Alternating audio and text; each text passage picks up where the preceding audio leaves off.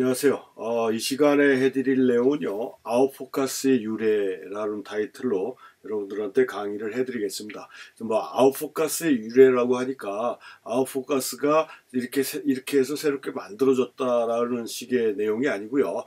아웃포커스라는 정확한 우리가 지금 현재 오늘날 하고 있는 그런 아웃포커스의 개념하고 약간 동떨어진 것이지만 아웃포커스의 원조격이라고 이렇게 볼 수 있기 때문에 또 그게 어떤 이유에서 사용이 됐는지를 또 이해하시면 여러분들이 사진 표현하는 데 있어서 어느 정도 도움이 될 거라는 생각으로 이 아웃포커스 유래라는 타이틀로 여러분들한테 강의를 해드리겠습니다. 그래서 이 구제에 보면 자연주의 사진이라고 되어 있잖아요.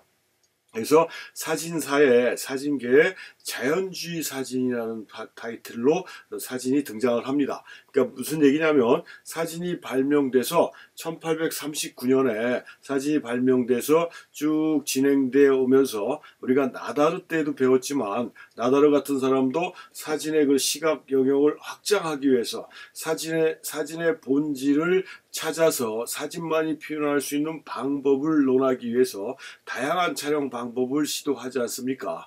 그런 형태로 사진 작업들이 진행이 되고 있었는데 그렇게 진행되다 보니까 기득권층이라고 할 수 있는 그러니까 기성의 예술가 집단에서 이 사진하는 사람들한테 엄청난 공격들이 들어온다. 나다르 때도 얘기했지만 도미에가 항공 촬영하는 나다르를 미친놈 취급한 것처럼 이렇게 여기저기서 사진을 못 잡아먹어서 안달인 것처럼 막 엄청난 공격들이 들어오고 니네들은 예술이 아니다. 보들레르라는 시인이 얘기했던 것처럼 그림의 시녀로 돌아가라 이런 식의 제가 이 내용은 사롱풍 사진할 때 다시 한번 설명을 해드리는 건데요. 하여튼 간단하게 말씀드리면 그렇습니다. 그런 여러 가지 공격들을 받기 시작을 하면서 당시에 사진을 하던 사람들이 잘못된 생각을 하기 시작한다라는 거예요. 그게 뭐냐면 사진의 특성이 다른 매체하고 특성이 뭐라고 그랬습니까? 현장성, 현실성, 사실성 이런 거라고 그랬잖아요. 그래서 있는 사실을 대상으로 표현하는 거. 그 현장에 그 시간대에 그 사진가가 있지 않았으면 그 장면을 찍어내지 못하는 게 이게 사진만이 갖고 있는 특성인데 그런 것들이 전혀 무시된 상태에서 그 당시에 그 공격을 받던 사진가들은 어느 쪽으로 생각을 했냐면 그림과 같은 제작 방법을 생각을 했다라는 거예요. 이것도 다른 시간에 말씀드렸지만 똑같은 2차원의 평면 작업이지만 그림하고 사진은요. 사진은 늘 매번 강조했지만 마이너스 예술이라고 했어요. 빼기. 정해져 촬영하고자 하는 공간에서 자기가 필요한 부분만 따오는 작업이고 그 따올 때 불필요한 요소를 많이 제거하면 제거할수록 강한 사진이 된다고 해서 사진은 뺄셈이다라는 걸 강조했던 거고요. 그림이라는 건 뭡니까? 정해져 있는 화폭에 자신이 필요한 부분을 집어넣는 거기 때문에 사진하고 대비돼서 얘기하면 덧셈이라고 그러니까 플러스 예술이라고 볼 수 있는 게 그림입니다. 그래서 이 두 가지는 이렇게 현격하게 제작 방법이 틀린다. 그러니까 성격이 틀리다는 얘기예요. 근데 그 당시에 사진을 했던 사진가들은 사진적인 제작 방법을 포기하고 그림의 제작 방법을 사용하는데 그러기 위해선 뭐가 나옵니까? 연출 사진이 나오는 겁니다. 그 다음에 요즘 스튜디오 같이 배경이 돼 있고 백그라운드가 이렇게 연출해서 분장시키고 연출시켜서 촬영을 해갖고 그걸 합성하는 형태의 작업들이 그러니까 플러스 예술이 나온 거죠. 이런 형태의 사진들이 당시에 사진의 주류를 이루고 있었어요. 주류를. 그러니까 사진의 본질에서 완전히 벗어나는 이런 형태의 작업들인 걸 이걸 누구예요? 피터 헬리 에머슨이 못마땅하게 생각한 거죠. 이건 사진의 본질에서 벗어난 것이다. 저런 식의 사진은 하면 안 된다라고 굉장히 개탄을 한 겁니다. 그래서 이 사람은 이 합성 위주의 사진에서 벗어나서 어떤 형태의 사진, 사실을 찍어야 된다. 사실을 찍을 때 조금 아름답게 찍어야 된다. 그렇지만 방구석에 앉아서 상상에 의해서 만들어내는 작업들은 졸작이 될 수뿐이 없다라는 점을 강조하면서 이 사람이 표본으로 삼았던 게 바르비종파라고 하는데요. 그게 우리 미술 시간에 중고등학교 때 미술 시간에 배우는 내용이죠. 밀레의 이삭 줍는 여인이나 만종 이런 그림들이 있습니다. 이 밀레가 주로 그렸던 이 동네가 그 프랑스의 바르비종이라는 동네래요. 그래서 그때 밀레를 중심으로 한 그때 그렸던 사람들을 바르비종파라고 그러고 그걸 자연주의 화풍이라고 얘기를 하는데 이 피터 엘리 에머슨이 이 밀레를 표본으로 하는 자연주의 화풍을 모범 답안으로 삼아서 그런 형태로 작업을 해야 된다라고 주장을 하기 시작했다라는 얘기입니다. 그래서 이 에머슨은 그 가장 정점, 예술품으로서 가장 탑을 달렸던 시절이 레오나르도 다빈치하고 콘스터블이라는 영국의 풍경화가의 그림이라든가 바르비종파의 그 자연파 그림을 그 예술의 정점으로, 그러니까 모범 답안으로 생각했던 사람이에요. 그래서 사진의 원근을 정확하게 표현하는 점에서 액치나 목탄화보다는 그 우수하다 사진이. 그렇지만 색채가 없다. 그 당시만 해도 다 흑백이었으니까 그 색조와 관계된 표현력이 부족한 점에서는 그 전만큼은 그림보다는 좀 떨어지지만 나머지 부분에서는 사진이 얼등히 앞선다. 그래서 그게 회화의 차이점이다 라고 그 회화적인 방법으로 작업했던 합성주의 사진가들을 몰아세우면서 자신의 그런 자연주의 화풍의 사진을 주장했다라는 얘기입니다. 그래서 요 당시에 요게 그 오스카 구스타프 레일란도라는 사람이 가장 최고에 있었던 사람이 이 오스카 구스타프 레일란도인데, 이 오스카 구스타프 레일란도도 화가 출신이에요. 그래서 이제 전업 화가가 많았다고 그랬지 않습니까? 초창기에. 이 사람도 그런 삼류 화가 정도의 수준이었는지 모르겠지만 그렇게 지명도가 높았던 화가는 아니었던 것 같은데, 사진으로 전향해서 그림적인 방법으로, 이게 지금 그 인생의 두 갈래 길이라는 제목을 갖고 있는 사진인데요. 이 30장의 사진을 합성한 거예요. 그러니까 이거는 현실에 존재하지 않는 그런 모습들입니다. 꼭 중세화가들, 그러니까 중세풍의 중세 때, 그다음에 종교와 같은 그런 느낌이 나지 않습니까? 따로 다 분장하고 연출해서 카트 찍은 다음에 그 합성을 해요. 그런데 요즘 같이면 컴퓨터에서 포토샵이나 이런 거 가지고 아주 교묘하게 합성이 가능하겠지만 그 당시에는 그게 안 됐기 때문에 굉장히 힘든 작업이었는데, 이어 붙임표를 안 내기 위해서도 엄청나게 고생들 많이 했을 거고요. 다 이어 붙인 다음에 그걸 다시 재촬영해서 다시 뽑은 이런 형태의 아주 굉장히 큰 그 그림이라고 제가 사진이라고 알고 있습니다. 근데 이걸 만들어내니까 누구예요? 그 당시에 영국의 여왕이 빅토리아 여왕인 걸로 제가 알고 있는데, 그 영국 왕실의 사주입니다. 사줘가지고 이 사람의 레벨이 그냥 위치가 엄청나게 올라가면서 사진이 예술로 비로소 인정받았다라는 아주 감격적인 순간을 맞이하죠, 이 사람들이. 그래서 당시에는, 나중에도 말씀드리겠지만, 야, 이거 그림 같다, 사진 같지 않다라는 게 당시 사진가들한테 굉장한 극찬이었다라는 얘기입니다. 이게 굉장히 슬픈 얘기인데, 우습고도 슬픈 얘기인데요. 하여튼 이런 식의 사진들이 이 주류를 이뤘던 거고, 이걸 가지고 누구예요? 에머슨은 굉장히 불만을 가졌다라는 얘기죠. 불만을. 그래갖고 이 에머슨이라는 사람은 1889년 자기가 저술한 책에, 자연주의 사진이라는 책에 예술가가 자연을 진실하게 대하는 경우에는 훌륭한 예술작품이 탄생하지만 반대로 자연을 도외시하고 자기의 상상력대로 움직인 경우에는 아주 저급한 작업으로 끝난다. 그러므로 자연은 예술가의 기준이 되어야 된다. 그러니까 사진도 마찬가지로 카메라 들고 방구석에 쪼그리고 앉아서 없는 거 만들어내지 말고 들고 나와서 자연을 대상으로 찍어야 된다. 그래서 사실을 기록해라. 그렇지만 좀 아름답게 찍어야 된다. 여기에서 좀 문제가 발생할 수가 있는데, 아무튼 이 사람은 현실을 찍어야 된다라고 주장을 했어요. 현실을 찍되 좀 더 아름답게 표현하자. 없는 것을 만들어내는 합성사진과는 반대 개념이죠. 그러니까 완전히 회화적인 방법에서 탈피한 거라고는 볼 수 없습니다. 근데 사진 촬영에 대한 방법론에서는 회화적인 방법에서 탈피를 한 거예요.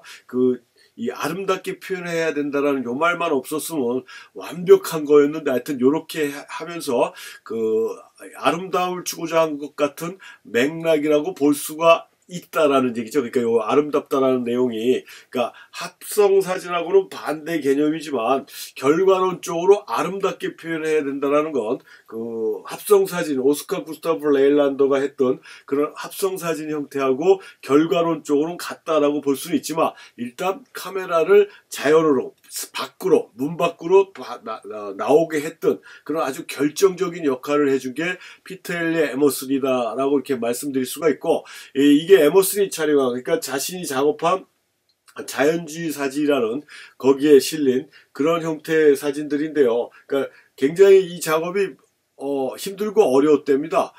그래서 이 사람은 뭐라고 이따가도 말씀드리겠지만, 이 인간의 시각은 완벽하지가 않다. 그러니까 멀리 있는 원경이나 중앙은 선명하게 보지만 당시의 렌즈가 그 렌즈의 그 퀄리티가 지금 같지 않아갖고 중앙은 선명하고 주변부가 약간 흐려지는 이런 형태로 표현이 됐는데, 그런 거를 표현하는 목적에서 원경 같은 경우는 사람의 시점으로 봤을 때 그게 뭐 약간 흐릿하게 보이는 이유가 자외선의 산란에 의해서 뿌옇게 보여갖고 흐릿하게 보이는 경우도 있고, 뭐 그렇지만 하여튼 멀리 있는 원경은 근경보다는 약간 흐릿하게 보이는 건 사실이죠.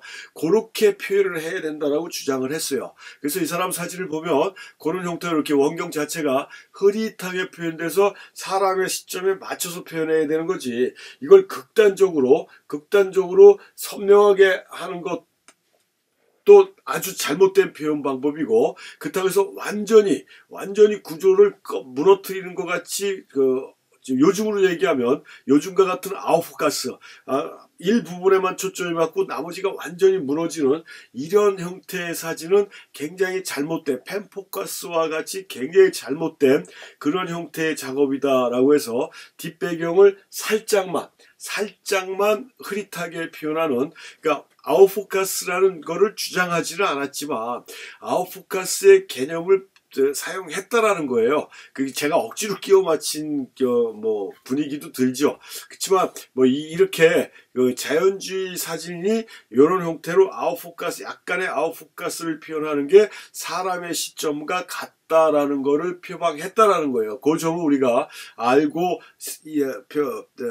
있으면 여러분들이 사진 표현하는데, 또 사진을 이해하는데 좀 더 도움이 된다라는 말씀이죠. 그래서 이 사람은 1886년에 40장으로 인하되, 그러니까 사진집이라고 볼 수 있어요. 그래서 그 앞부분에 봤던 사진이 그거거든요. 노폴크 브로우드즈 생활과 풍경이라는, 그러니까 동네 이름 같아요.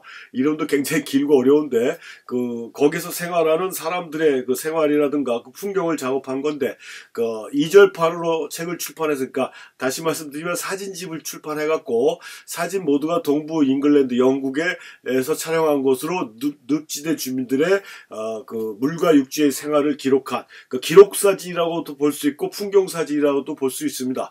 그러니까 그런 식으로 사진사적으로도 굉장히 중요한 위치에 있었고 굉장히 또 중요한 역할까지 했고, 그래서 이들 사진은 감상적이거나 인위적인 것이 없고 있는 그대로, 이걸 로빈슨이라는 게 뭐냐면 헨리 피치 로빈슨이라고 이 피터 헨리 에머슨의 추종자예요. 추종자. 그러니까 오스카 구스타프 레일란드하고 헨리 피치 로빈슨은 그 합성 사진을 주로 했던, 그 다음에 오스카 구스타프 레일란더는 나중에 또 설명해 드리겠지만 합성 사진에 나중에 회의를 느껴가지고 그쪽 사진을 안 하려고 합니다. 그래갖고 헨리 피치 로빈슨한테 야 이게 사진의 그 기본은 본질은 아니고 네가 이렇게 해봐야 큰 효과가 없을 것 같다라는 식으로 조언을 하는데도 이 로빈슨이라는 사람은 그걸 무시하고 아주 더 극성적으로 이 오스카 구스타프 레일란더보다 더 극성 맞게 이런 합성 위주의 형태의 작업을 하는데, 그 사람들의 추종자와 같은 예술사진과는 정반대의 사진이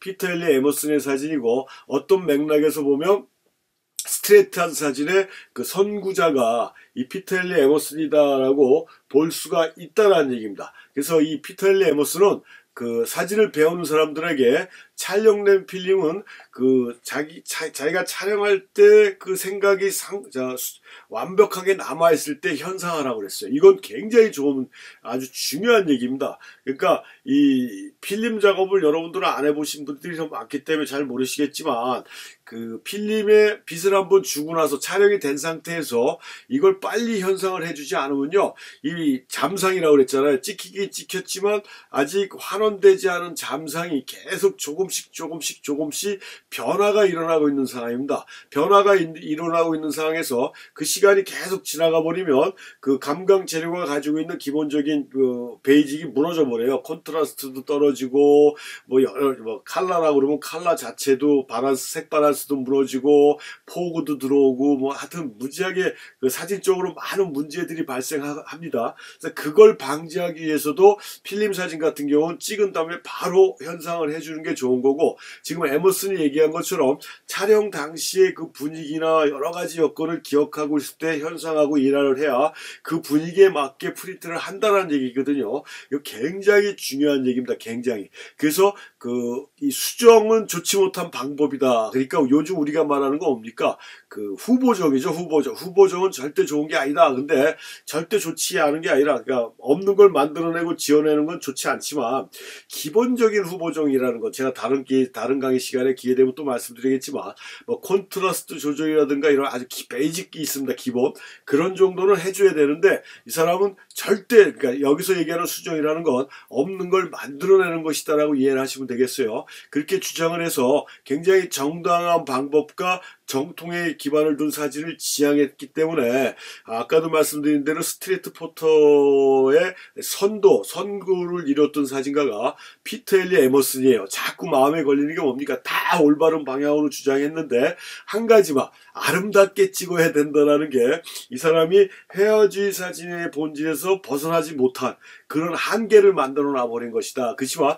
그 아름답게 표현해야 된다는 것 말고는 다 우리가 지금 현실에서도 충분히 이 사람의 말을 받아들일 수 있고 그 사람의 말이 정답이다라고 얘기할 정도로 아주 좋은 말만 골라서 했다라는 얘기입니다. 이게 피터 엘리 에머슨이 그 오른쪽에 있는 사진도 아까 얘기한 그 40장에 해당되는 그 늪지대 사람들의 그런 생활 장면이 들어가 있는 그런 형태고, 이 사람의 촬영 특징이 뭐라습니까? 뒤가 흐릿하게 나오는 살짝의 아웃풋 가스, 완전히 뭉개지는 아웃풋 가스는 전체 사진이 정확하게 맞는 펜포카스보다 나쁜 것이다. 그러니까 전체 사진에 초점이 다 맞는 건 그건 예술이 아니라 기계적인 기록성이다. 카메라가 본 시각이다라는 거죠. 에머슨의 주장은요. 그런 점으로 이 사람은 주장을 했다라고 이렇게 보시면 되고요. 그래서 조금 전까지도 말씀드렸지만 다 옳은 얘기예요. 대상을 아름답게 찍어야 된다라는 그 말 말고는 전부 다 옳은 말이고, 사진을 공부하는 사람들한테 교감이 될 만한 엄청난 조언을 해줬던 사람인데, 이 사람의 그 모든 주장이 뭐 아름답게 찍어야 된다라는 거를 우리가 받아들이더라도 아주 결정적으로 실수한 게 있었습니다. 그러니까 초점 이론이 아니고요. 그러니까 초점 이론은 뭡니까? 뒷부분을 살짝 흐릿하게 찍어야 된다라는 약간의 아웃풋 가스를 주장한 요게 이 사람의 잘못이 아니라 뭐예요? 이 과학과 예술은 서로 매치가 될 수 없다라고 생각하는 사람이 요 에머슨입니다. 에머슨.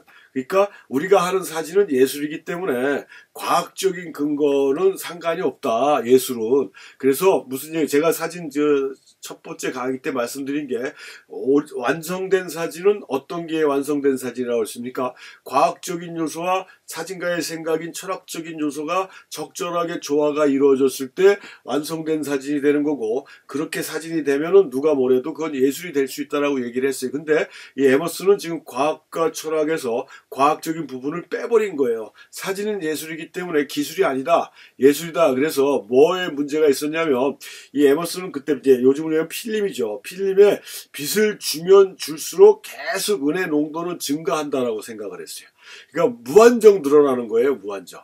근데 그 말이 안 되는 거죠. 여기 발라져 있는 은은 한계가 있잖아요. 그래서 빛을 주면 은의 농도가 점점 진해지지만 어느 한계 상황에 도달하면 더 이상 은의 농도는 진해지지 않고, 그러니까 완전 블랙, 그러니까 이나지에서 표현할 만한 완벽한 블랙까지 나왔다라고 하면 더 이상 진해지지 않고 평행선을 긋는 거예요. 그 배를 빛을 주든 더 많은 빛을 줘도 항상 똑같은 상태로 평행선을 그려진다는 얘기입니다. 그게 우리가 이제 감광주의 상황에서 얘기하는 특성 곡선이라는 거고, 이게 허터와 드리필드라는 사람이 발견해낸 했다 그래서 그 사람들 앞에 이니셜을 따서 HD 곡선이라고 이렇게 얘기를 합니다. 그래서 그 곡선이 S 곡선이에요. 빛이 받으면서 점점 운이 올라갔다 다시 평행선을 그리는 이런 형태의 곡선인데요. 이 허트와 드리필드가 들어보니까 같이 동시대에 살았던 사람들이거든요.